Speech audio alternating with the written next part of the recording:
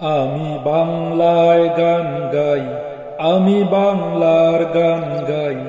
আমি আমার আমিকে চিরদিন এই বাংলায় খুঁজে পাই।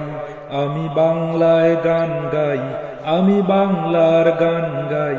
আমি আমার আমিকে চিরদিন এই বাংলায় খুঁজে পাই। আমি বাংলায় দেখি স্বপ্ন, আমি বাংলায় বাঁধি সুর। আমি এই বাংলার মায়া ভরা পথে হেঁটেছি এতটা দূর। বাংলা আমার জীবন আনন্দ, বাংলা প্রাণের সুর। আমি একবার দেখি, বারবার দেখি, দেখি বাংলার মুখ। বাংলা আমার জীবন আনন্দ, বাংলা প্রাণের সুর। আমি একবার দেখি, বারবার দেখি, দেখি বাংলার মুখ। আমি বাংলায় কথা কই, আমি বাংলার কথা কই। আমি বাংলায় ভাসি, বাংলায় হাসি, বাংলায় জেগে রই। আমি বাংলায় মাতি উল্লাসে, করি বাংলায় হাহাকার। আমি সব দেখে শুনে খেপে গিয়ে করি বাংলায় চিৎকার।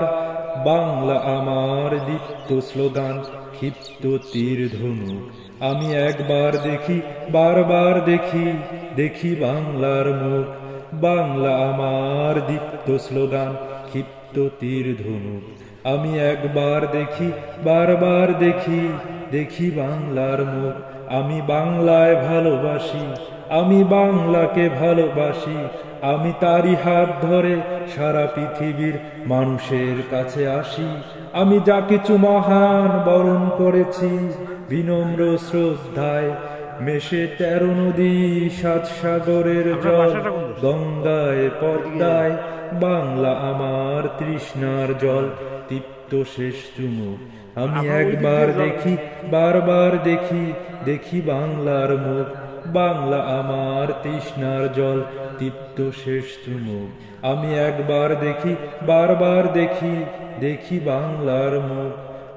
প্রতিদিন অবশ্যই হাঁটা উচিত, বিশেষ করে ফজরের নামাজের পর হাঁটা অত্যন্ত জরুরি, কারণ সেই সময় ঘুমিয়ে থাকা উচিত নয়।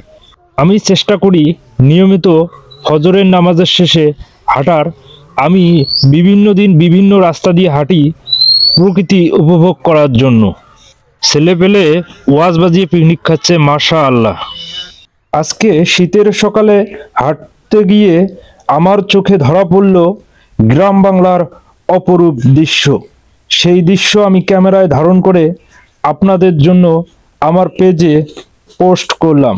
আমি আপনাদের কথা দিয়েছিলাম, ইনশাআল্লাহ আমি গ্রাম বাংলার অপরূপ চিত্র আপনাদের মাঝে তুলে ধরব। দেখেন গ্রাম বাংলার সকালটা কত সুন্দর হয়। যারা শহরে থাকে তারা কিন্তু এই রকম দৃশ্য খুবই মিস করে। এই শীতের সকালের যে অনুভূতি তা বলে বোঝানো যাবে না। শীতের সময় শিশির সিক্ত ঘাসের উপর দিয়ে হেঁটে চলার যে কি আনন্দ, তা দেখে কখনো উপলব্ধি করা সম্ভব না। আমার খুব পছন্দ শীতকাল। ফজরের নামাজ পড়ে শীতকালে হাঁটতে খুবই ভালো লাগে।